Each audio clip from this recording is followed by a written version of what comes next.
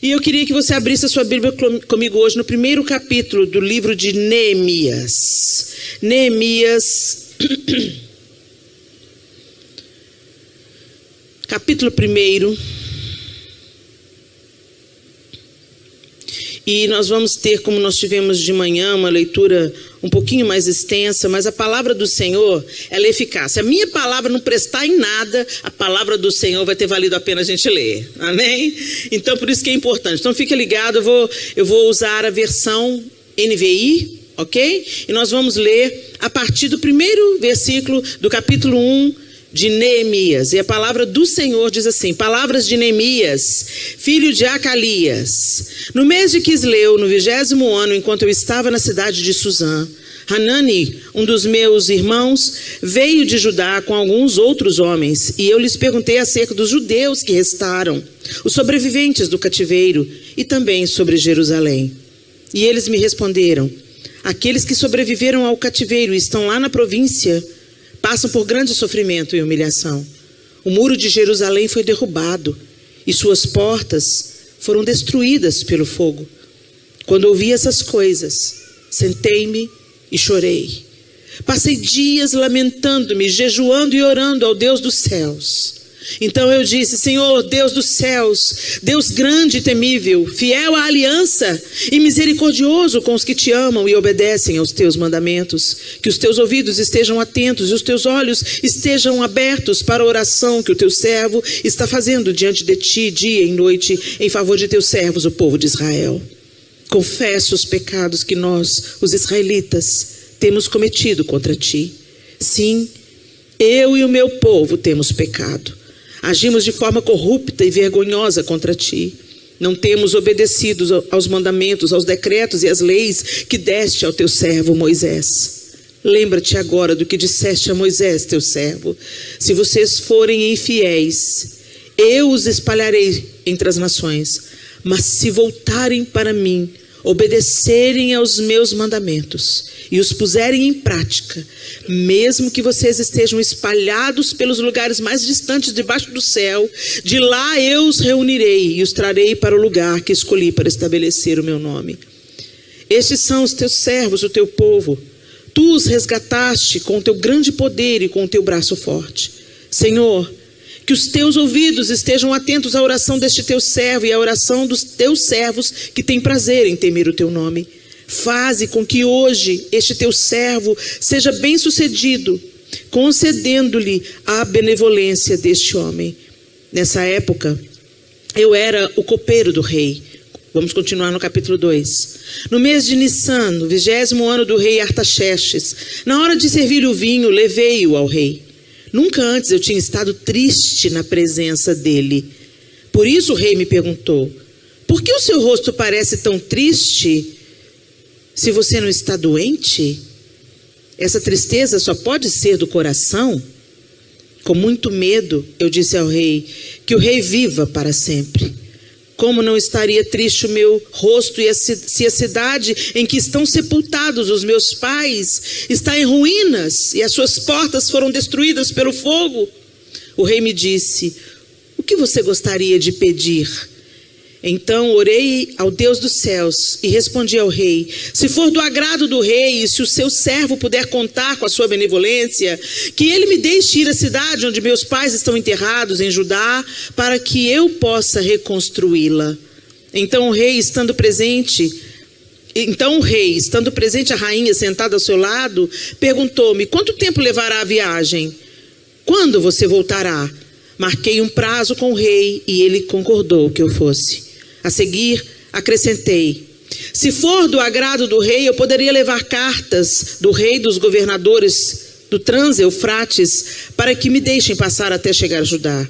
E também uma carta para Asaf, guarda da floresta do rei, para que ele me forneça madeira para as portas da cidadela que fica junto ao templo, para os muros da cidade e para a residência que irei ocupar. Visto que a bondosa mão de Deus estava sobre mim, o rei atendeu os meus pedidos. Senhor, essa é a tua palavra e nós pedimos que o Senhor fale conosco nessa noite, cada um na sua necessidade e particularidade. O Senhor, que é um Deus todo-poderoso, conhece o coração de cada pessoa aqui. Que o Senhor nos comunique aquilo que o Senhor quer nos comunicar nessa noite, para a glória do teu próprio nome, em nome de Jesus. Amém. O povo de Israel estava disperso pela sua desobediência. Moisés havia conduzido o povo através do deserto, conduzindo-os à terra que mana leite e mel, Canaã. E quando eles chegaram diante da cidade, depois de terem passado pelo Sinai, e o Senhor ensinou o seu povo como eles deveriam viver a partir dali, eles vão para Canaã, e quando eles chegam diante da terra de Canaã, os espias entram e voltam com um relatório. 2 deles voltaram com um relatório otimista. Eia, subamos, que o Senhor nos entregará essa terra. Mas os outros voltaram desalentados, dizendo: por que o Senhor nos trouxe aqui? Nós seremos consumidos como gafanhotos. Eles não creram que o Senhor Todo-Poderoso, o mesmo Deus que havia executado juízo sobre os deuses egípcios através de 10 pragas, o mesmo Deus que havia poupado do extermínio o seu povo e os seus primogênitos, o mesmo Deus que havia aberto o mar, o mesmo Deus que havia conduzido-os até Elim, o mesmo Deus que havia feito eles atravessarem o deserto, aquecendo com uma coluna de fogo durante a noite, protegendo-os com uma coluna de fumaça durante o dia, o mesmo Deus que os havia preservado de todo mal, eles não creram que ele era suficiente para entregar a terra. Então eles mesmos pronunciaram sua sentença: somos como gafanhotos diante do povo da terra, eles são gigantes e nós seremos exterminados. E Deus disse: então vai ser como vocês disseram, vocês não creram que eu posso fazer? Então essa geração vai percorrer o deserto até que caia no deserto e seja enterrada no deserto essa geração que não creu. Todos os de 20 anos para cima morreram, exceto Josué e Caleb, os 2 únicos que creram que Deus era suficiente para prover a terra prometida. Quando esse povo morre no deserto e apenas aqueles que tinham 20 anos para baixo, já adultos, entram na terra, Moisés não iria entrar, porque o Senhor também puniu Moisés por causa do seu exagero, vamos dizer assim, da sua ira. Moisés só enxerga a terra de longe, mas Moisés dá as instruções para o povo. E Moisés é muito enfático. O Senhor fala enfaticamente: vocês vão entrar nessa terra e vocês vão possuir essa terra, mas eu não vou tolerar que vocês se associem aos deuses dessa terra. Eu não vou tolerar que vocês voltem a praticar aquilo que vocês praticavam no Egito. Porque o povo de Israel estava no Egito há 400 anos. Logo, eles estavam totalmente contaminados pela idolatria do Egito. Por isso Deus tira o povo do Egito e leva para o Sinai. E o primeiro mandamento é: eu sou o Senhor, o Deus que te tirou da terra do Egito. Somente a mim adorarás e somente a mim prestarás culto. Então a primeira coisa que Deus fala é se apresentar para o povo e fala: vocês não vão viver adorando falsos deuses, porque senão vocês morrerão. Mas vocês vão me conhecer e eu serei o seu Deus e vocês serão o meu povo. E a promessa era que daquele povo Deus traria um Messias que salvaria toda a humanidade. Deus, quando funda o povo de Israel, desde Abraão, ele já está pensando em todos os povos da terra sendo restaurados e reconciliados com Deus através do seu Filho, Jesus Cristo. Por isso que é tão importante, gente, a gente entender a Bíblia e entender que o Novo Testamento fala do Antigo e o Antigo profetiza para o cumprimento do Novo. Toda a Bíblia é a palavra de Deus. E aí, o povo foi alertado diversas vezes, mas eles entram, Deus os prospera, Deus levanta rei, eles pedem o rei, Deus dá Saul, Saul pisa na bola, Deus levanta Davi, Davi é um rei segundo o coração de Deus, Davi também pisa na bola, mas Deus não se aparta dele, porque Davi, diferentemente de Saul, tinha a capacidade de se arrepender dos seus pecados e não transferir responsabilidade ou querer se esquivar da culpa. Davi, diferente de Saul, dizia: sim, Senhor, eu pequei contra o Senhor, me perdoa. Coisa que Deus não tolera é gente que não assume as próprias responsabilidades e a própria culpa. O Senhor está sempre com o coração inclinado para aqueles que se arrependem e pedem perdão. Ele está sempre com seu coração inclinado e os seus ouvidos abertos para restaurar uma vida.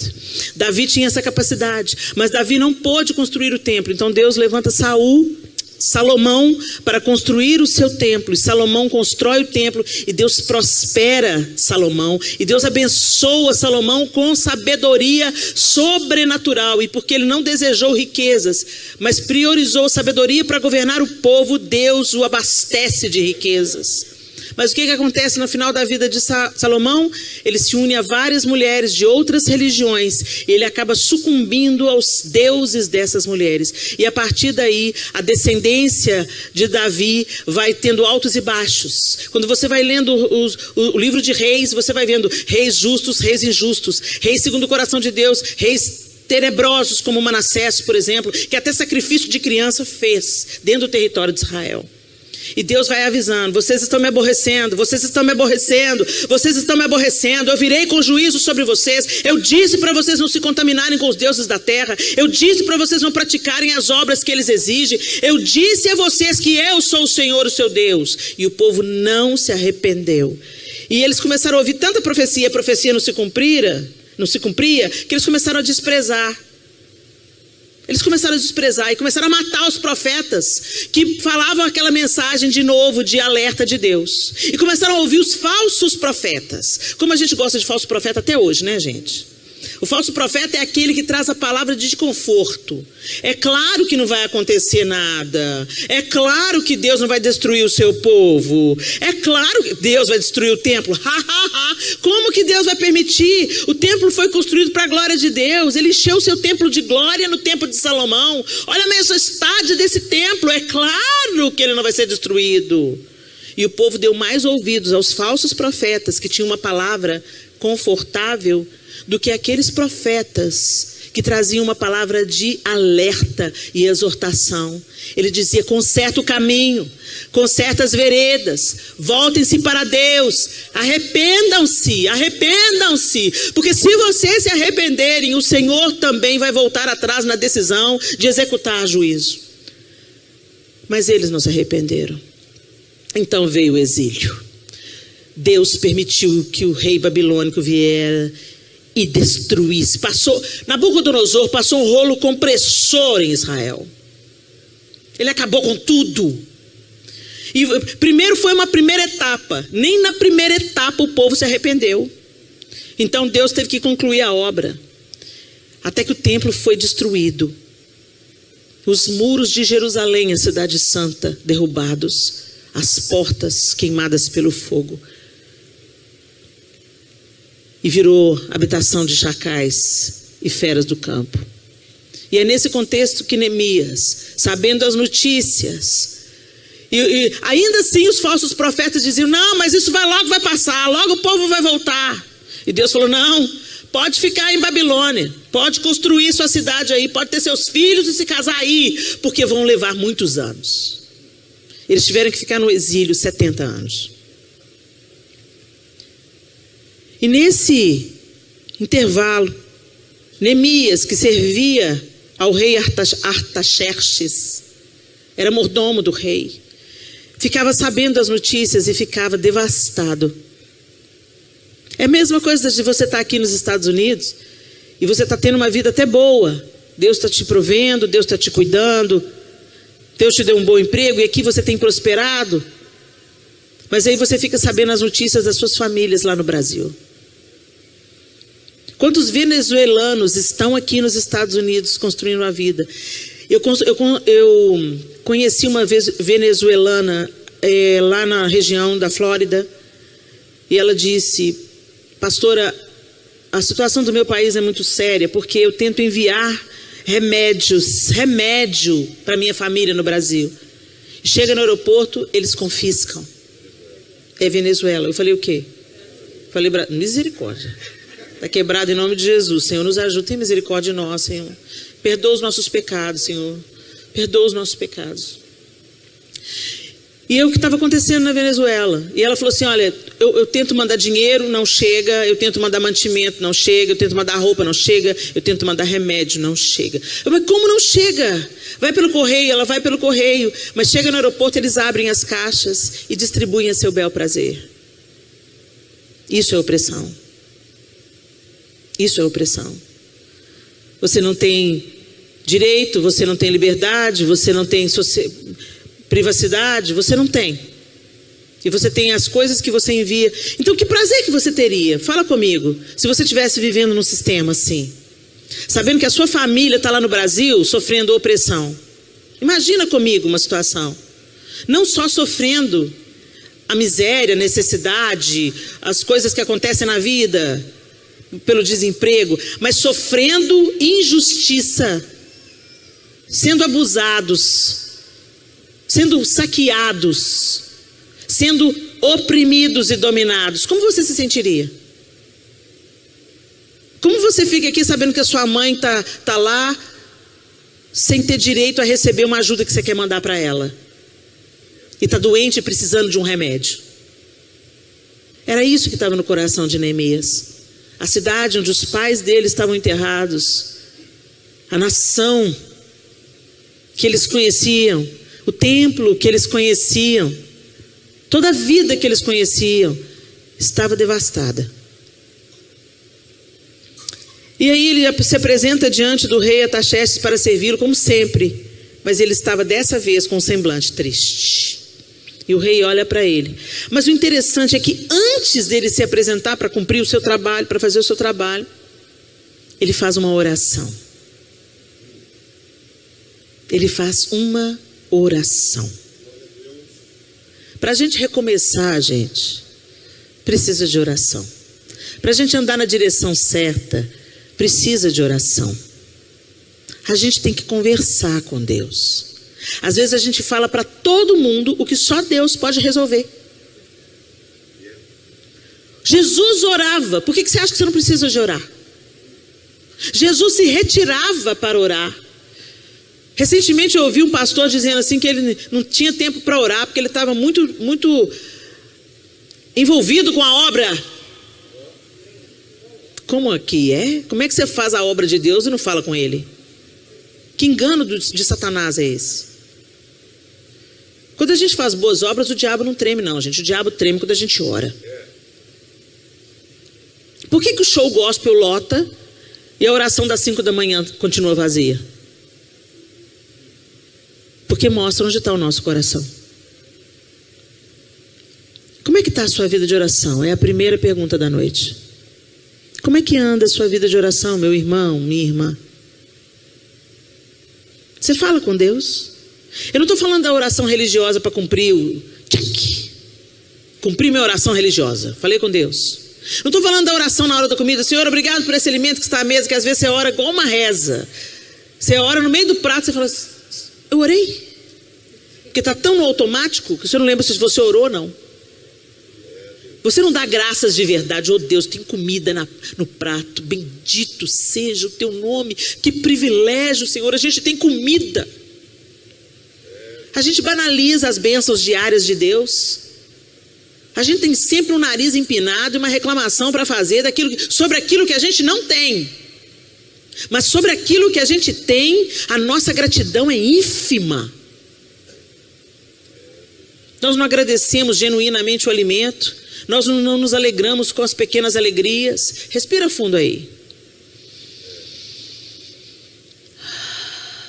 Você fez isso sem um respirador. Olha que bênção. Você tem fôlego de vida. Deus te deu mais um dia para viver. Glória a Deus. O seu cérebro está aprendendo. A palavra que eu estou dizendo está entrando pelos seus ouvidos e o seu cérebro está codificando isso. E isso está entrando para o seu coração. Glória a Deus. Você comeu hoje? Glória a Deus. A comida aqui na igreja é de graça. Uau! Eu nunca vi isso, pastor. Graças a Deus. Aqui tem pão na casa do pão. Pão e pão. Glória a Deus. Mas tem gente que acha, olha isso, pastor, mais do que obrigação, eu dou o dízimo. Tem misericórdia, Senhor. Não é obrigação da igreja dar lanche e janta. Isso é a benevolência do Senhor. Você está sentado numa cadeira confortável. O povo na África caminha 2 dias para assistir um culto. E ele senta no toco ou no chão, debaixo de uma árvore. E eita povo feliz. Eita povo feliz. Eles dão graças e eles dançam. Vai levar a gente no carro, dança. Vai comer, dança, canta. É incrível a alegria daquele povo. E aí não tem nada. Aí o gente, você vai pregar o evangelho na América? Vai pregar na África. Muito mais fácil pregar na África. Porque eles são sedentos, eles são alegres, eles são gratos pelo que têm. Dura coisa é pegar para quem acha que tem tudo. És pobre, cego e nu. Você acha que é rico e abastado? Diz o Senhor à igreja de Laodiceia. Mas eu te digo, você é cego, pobre e nu. E eu te aconselho que compre de mim colírio para enxergar. Nós somos a igreja de Laodiceia, gente. A gente tem uma vida muito boa e a gente acha que isso representa a bênção do Senhor. Será? Será que não é Mamon, nosso Deus? O povo de Israel precisou de ser levado para o cativeiro para dar ouvidos à voz do Senhor. O que vai precisar de acontecer com a gente para a gente dar ouvidos à voz do Senhor?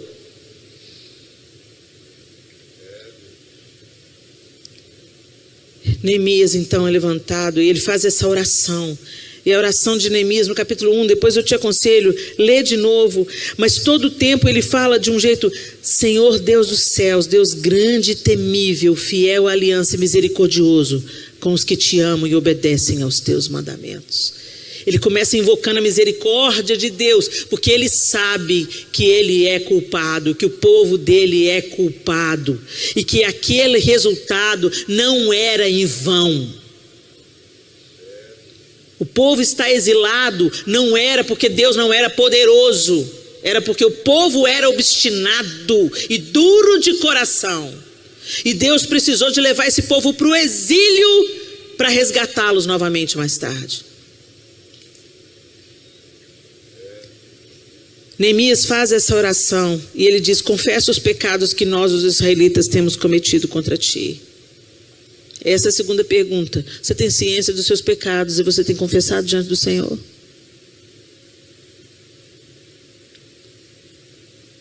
Qual é o pecado com que você está lutando com ele? Você sabe que é pecado.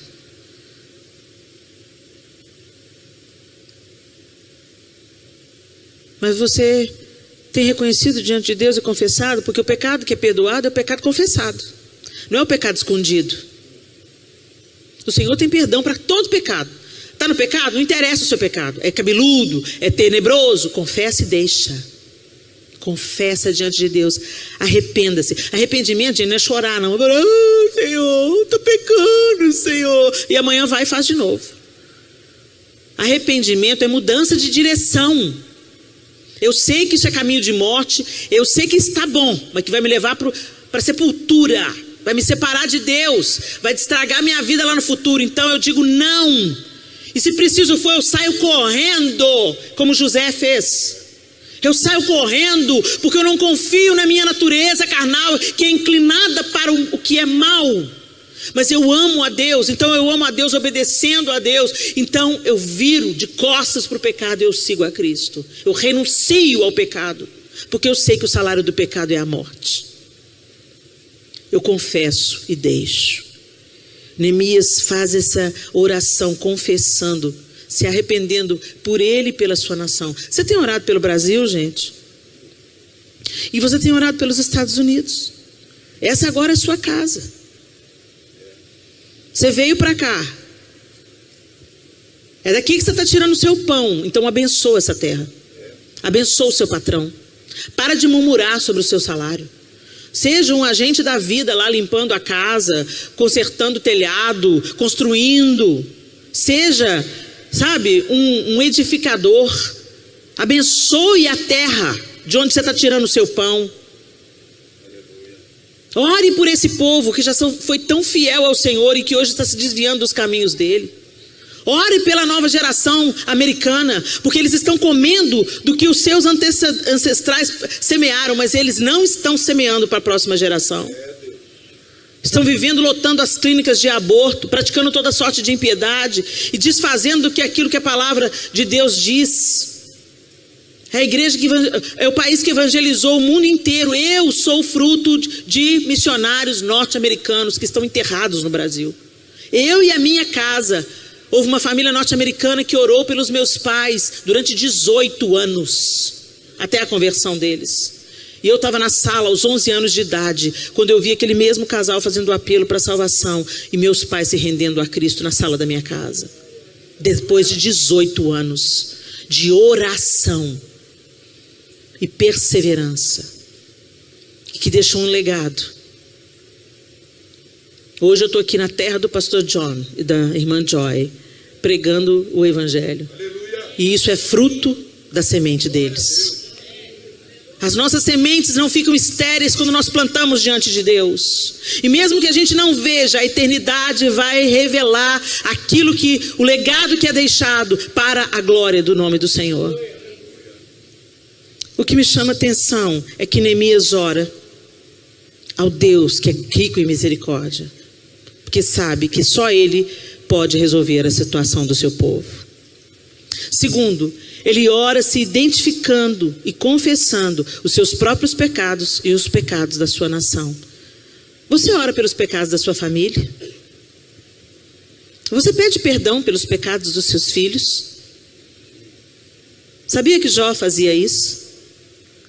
Jó sacrificava por ele e pelos seus filhos. Isso lhe foi imputado por justiça. Ele foi chamado de justo porque ele fazia isso. Você ora pelos seus filhos.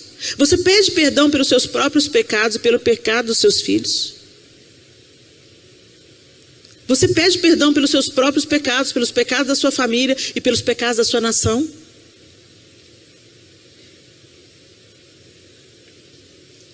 E Deus atende o pedido de Neemias. Deus inclina o coração do rei como ribeiros de águas. É o que o livro de Provérbios fala. Ele inclina o coração do rei como ribeiros de águas. Ele apresenta-se triste diante do rei Artaxerxes. E ele fala: por que você está triste se você não está doente? Isso significa que ele estava sempre alegre.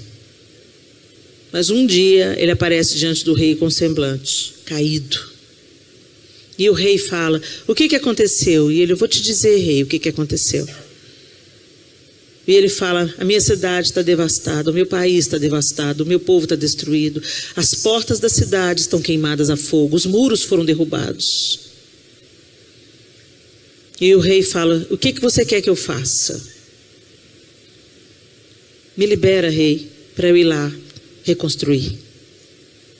Quanto tempo isso vai levar? Ele diz o prazo. E o que me chama a atenção: o que mais que eu posso fazer? E ele pede material para reconstruir. Talvez a gente olhasse assim: cara folgado esse Neemias. Ele sabia que ele tinha orado. E ele sabia que era Deus que estava inclinando o olhar e a generosidade do rei Artaxerxes. Então ele não economizou para pedir. Porque ele pediu não para ele. Pediu para que uma obra fosse feita. E aí fica a terceira pergunta da noite: para que você tem pedido?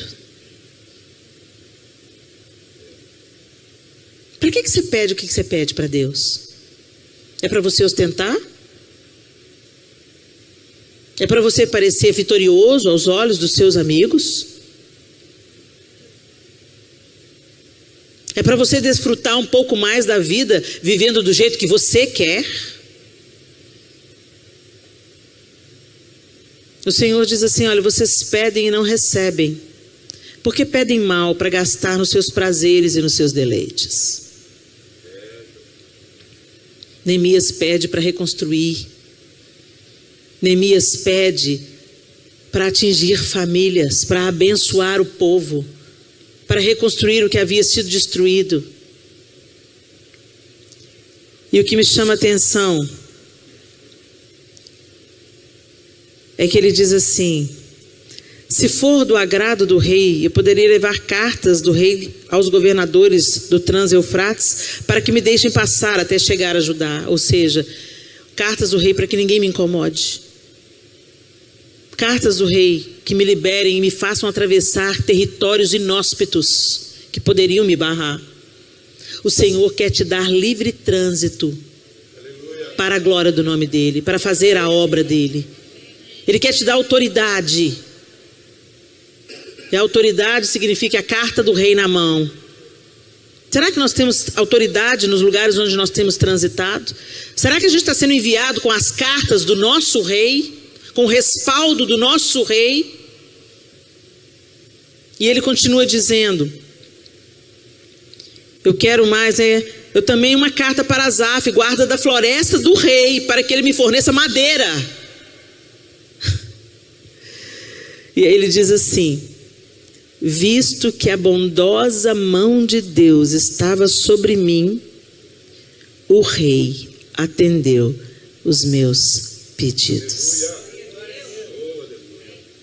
A última pergunta da noite é: a bondosa mão de Deus está sobre você? Que Deus tem uma mão bondosa é fato.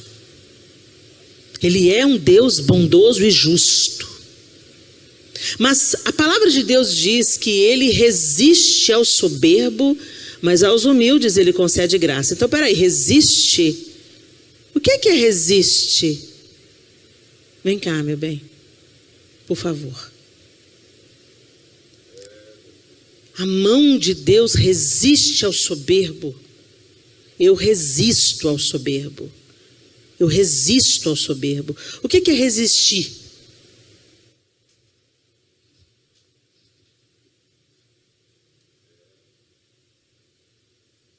Eu quero me achegar a Deus, mas Ele me resiste. A mão de Deus resiste ao soberbo, ao orgulhoso, ao contador de vantagens. Às vezes você pensa que é o diabo te atrapalhando, mas é a mão do Todo-Poderoso que está resistindo à arrogância e à soberba. Mas tem a segunda parte do verso que diz: mas aos humildes Ele concede a sua graça.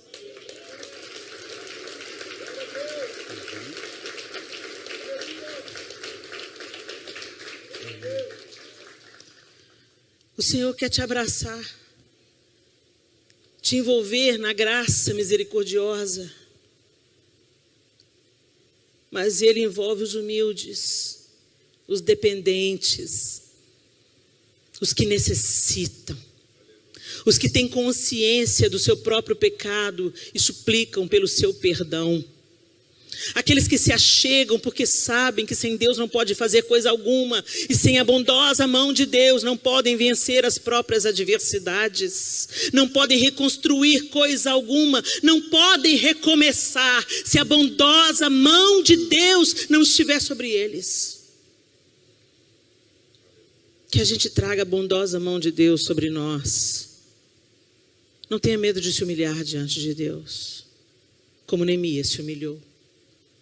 Não tenha medo de confessar os seus pecados, como Neemias confessou e admitiu com seus lábios. Ele abriu a boca e confessou, e invocou a misericórdia do Senhor. Sabe, a gente chega hoje para Deus dando ordens para Deus. Eu conheço crentes que chegam para Deus e falam assim: eu estou te dando uma última chance, hein? Eu vou lá nesse encontro dessas mulheres, se você não fizer alguma coisa, só quero ver se você me ama mesmo. Gente, a Bíblia diz, vai ler a Bíblia, gente. Vai ler a Bíblia para você não pagar mico. A Bíblia diz assim que Deus prova o seu amor para conosco por ter Cristo morrido na cruz, sendo nós ainda pecadores. Deus não precisa te provar nada, Ele já provou. Ele não precisa de ficar, sabe essas profecias? Eis que te digo, filho amado, te amo muito. Me conta uma novidade. A palavra de Deus me conta que Ele me ama. Porque Deus amou o mundo de tal maneira que deu o seu Filho unigênito, para que todo aquele que nele crê não pereça, mas tenha a vida eterna. Sabe, gente, a gente tem que parar de achar que Deus tem que vir nos afagando na nossa vida besta. na nossa vida meia boca, nessa vida centrada no próprio umbigo, essa vida centrada no eu. Gente, o Pai Nosso não é Pai meu que está no céu, santificado seja o teu nome. É Pai Nosso que está nos céus. Deus se importa com você e se importa com quem está do seu lado. Deus se importa com a gente que está aqui na igreja e se importa com a galera que está fazendo ponto agora lá no projeto vendendo droga. Deus se importa com a virgem e com a prostituta. Deus se importa. Esse que é o absurdo da graça. Está sobre todos. Disponível para todos e é um convite para todos. E nós não somos superiores a ninguém porque entendemos, nos arrependemos e nos voltamos. Somos mais livres, não superiores. E somos convencidos pela obra do Espírito, não pelo nosso intelecto. Não é porque você pensa que você creu. É pela obra do Espírito no seu coração que você creu. Como é que nós estamos vivendo a vida? Queremos recomeçar, precisamos recomeçar. Temos muito a fazer, tem muita gente indo para o inferno. Temos muito a fazer, tem gente para ser resgatada na nossa casa, na nossa família. Temos muitas orações suplicantes a fazer. Mas a gente está distraído aí, vivendo a vida, falando, meu filho, já entreguei na mão de Jesus. Qualquer dia desse ele vai ser salvo. Isso não é confiança não, isso é negligência. Neemias, quando soube que a cidade estava destruída, o semblante dele decaiu. E ele disse que ele chorou diante de Deus. Não é tempo da gente, ficar distraído como meninos num campo de batalha, senão você vai levar chumbo. Nós estamos em guerra. O mundo está em guerra. Vai precisar de acontecer o que nos Estados Unidos da América para você acordar? Chegou a pandemia, um tanto de gente virou crente, um tanto de gente ficou incrédulo. Não ficou incrédulo, não, só trouxe à tona o que estava dentro. Porque a crise revela o caráter e o coração. Se estourar uma guerra aí hoje, como é que você vai reagir? Se a propriedade privada acabar e o governo te confiscar tudo, como é que você vai reagir? Se a sua liberdade de religião for suprimida, não, vocês não podem mais se reunir aos domingos, como é que você vai reagir? Tem gente que já está vivendo essa realidade no Oriente Médio. Tem gente que está sendo morto porque crê em Jesus. E a gente fica aqui deitado eternamente em berço esplêndido, querendo mamar nas tetas da nação, mas não retribuir absolutamente nada, nem nas nossas súplicas e orações. Que Neemias seja uma inspiração para todos nós. Um líder que já estava ocupando um lugar de honra numa outra nação. Servindo ao rei e contando com a simpatia do rei. Certamente ele tinha uma acomodação confortável. Era bem quisto pelos seus patrões, uma vez que ele que servia o vinho para o rei. Ele era uma pessoa agradável aos olhos do rei. Devia ter a sua recompensa por isso. Mas ele não se acomodou. Ele não se dobrou diante dos deuses da terra. Às vezes o conforto e o dinheiro são deuses poderosos que nos afastam do principal.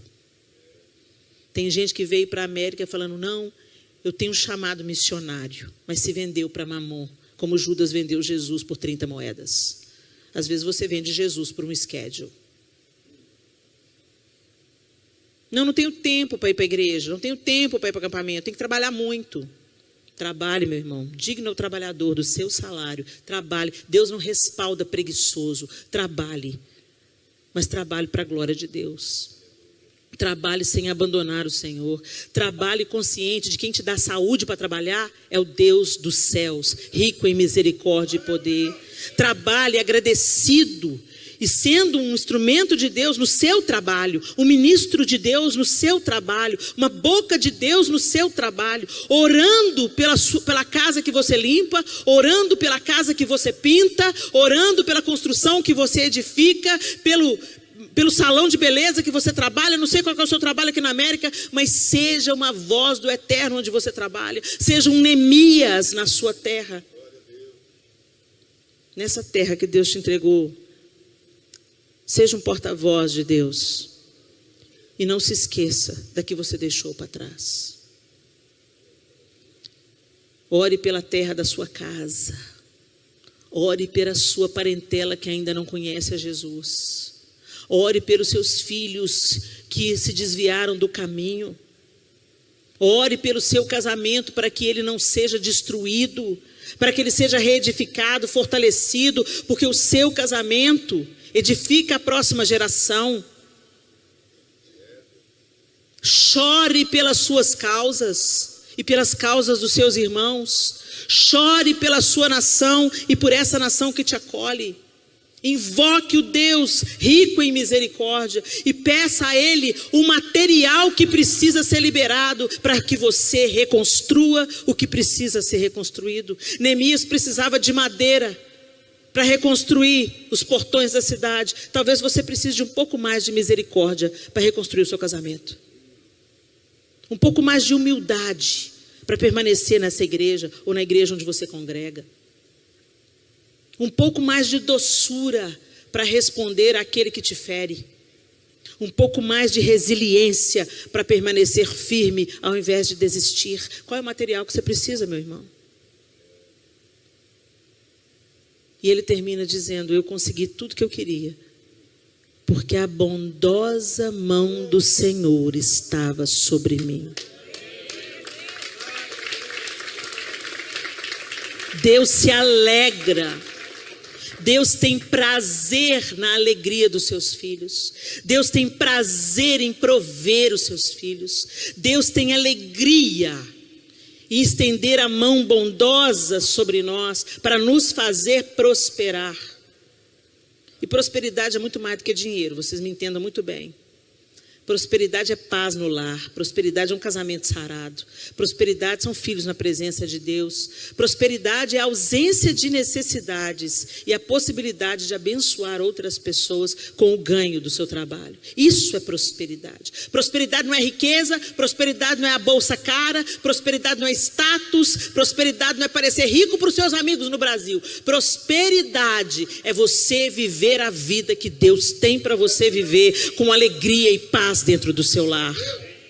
O Senhor quer reedificar os muros que estão devastados, reconstruir os portões que foram queimados na sua casa, na sua família, nos seus relacionamentos. Mas para isso, que a gente aprenda com Neemias. Começa com a oração, arrependimento de pecados, confissão. Invoque a misericórdia do Senhor. Mude de caminho. Eu volto a dizer, arrependimento não é chorar e continuar na prática do pecado. Arrependimento é chorar, escorrer do pecado, não confiar na sua carne, pedir ajuda. Pastor, estou com problema com pornografia, não estou conseguindo me libertar. Pega ajuda terapêutica. Em alguns casos é preciso até de ajuda psiquiátrica para se livrar da pornografia, dessa maldição dessa pornografia que está jantando os casamentos. Não pense você que você vai ver pornografia para apimentar a sua relação. Isso não existe. Começa com isso, é igual droga. Começa te dando prazer e termina destruindo o seu casamento, reprogramando o seu cérebro. Muda a maneira como você vê sua esposa. Muda a maneira como você vê seu marido. Não se engane, mulheres estão consumindo pornografia em formas de contos eróticos. O diabo sabe como é que põe a mesa, meu irmão. Fique atento, porque começa bem e acaba mal. Procure ajuda. A pornografia tem destruído famílias inteiras, porque não consegue sentir alegria no sexo. Porque no cérebro foi reprogramado para um modelo irreal de relacionamento sexual. Irreal, podre. Quem inventou o sexo foi Deus e fez do sexo uma ferramenta sublime. É através do sexo que os filhos são gerados. É lindo demais, é poderoso demais, é perfeito demais, é puro demais, é elevado demais.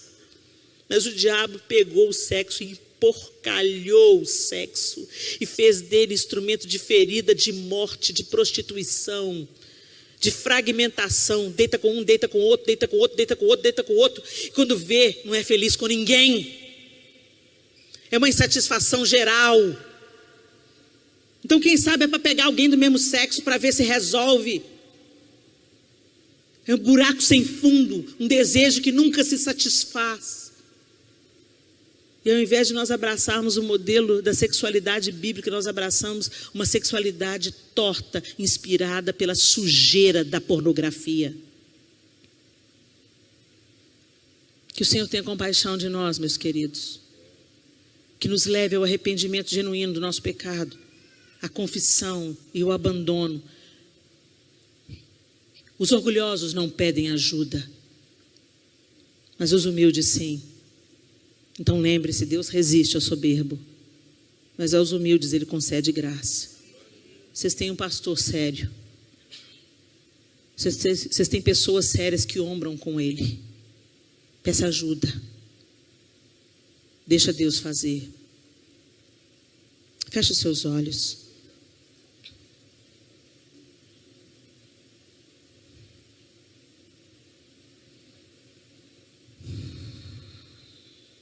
Senhor, Deus dos céus, Deus grande e temível, fiel à aliança e misericordioso com os que te amam e obedecem aos teus mandamentos.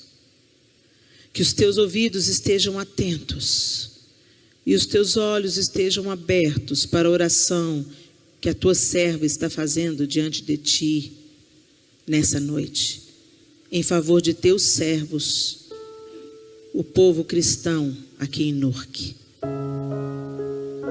Confesso os pecados que nós, os brasileiros aqui em terra americana, temos cometido contra ti. Sim, eu e o meu povo temos pecado. Agimos de forma corrupta e vergonhosa contra ti. Não temos obedecido aos mandamentos, aos decretos e às leis que deste ao teu servo Moisés. Lembra-te agora do que disseste a Moisés, teu servo. Lembra-te agora, ó Deus, do que o Senhor falou através do seu Filho Jesus Cristo. Se vocês forem infiéis, eu os espalharei entre as nações, mas se voltarem para mim, obedecerem aos meus mandamentos e os puserem em prática, mesmo que vocês estejam espalhados por todas as nações mais distantes debaixo do céu, de lá eu os reunirei e os trarei para o lugar que escolhi para estabelecer o meu povo. Estes são os teus servos, o teu povo que se reúne aqui em Newark, Senhor. Tu os resgataste com teu grande poder e com teu braço forte. Senhor, que os teus ouvidos estejam atentos à oração dessa tua serva e à oração dos teus servos que têm prazer em temer o teu nome. Faze com que hoje essa tua serva seja bem-sucedida, concedendo-lhe a benevolência do Senhor. Em nome de Jesus, Senhor, que essa oração de Neemias seja ouvida pelo Senhor nessa noite. Perdoa os nossos pecados, nós invocamos a tua misericórdia. Nós queremos recomeçar nos nossos lares, nos nossos trabalhos, nessa nação. Chegamos há tão pouco tempo, outros já chegaram há mais tempo e precisam recomeçar. Pós-pandemia, tanto a recomeçar, tanto a reconstruir. Recomeçar pós-perdas, recomeçar pós-luto. Recomeçar pós-lutas. Nos perdoa. E nos faz, Senhor, ver o que o Senhor quer que façamos. Inclina os nossos ouvidos à tua palavra e à obediência do Senhor. Nos dê um coração humilde, quebrantado. E, ó Deus, por misericórdia, nós te pedimos, como o Senhor é benevolente, e como o Senhor inclinou o coração de Artaxerxes para prover material para a reconstrução de Jerusalém, nós te pedimos, Senhor, Provê o que necessitamos para a reconstrução dos nossos lares, para a reconstrução do nosso coração quebrado, para a reconstrução daquilo que foi devastado e queimado na nossa vida, nas nossas emoções, nos nossos relacionamentos.